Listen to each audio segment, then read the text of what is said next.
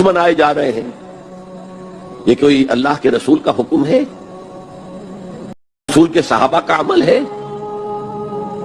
کیا حضور کا عرس منایا گیا؟ عید میلاد النبی ایک نئی عید ہو گئی ہے، کیا اس کا حکم دیا محمد رسول اللہ نے؟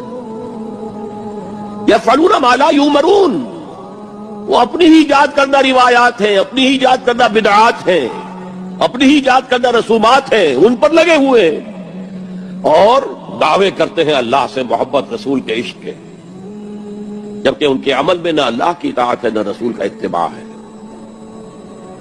اب جب ایسی صورت پیدا ہو جائے تو کیا کریں؟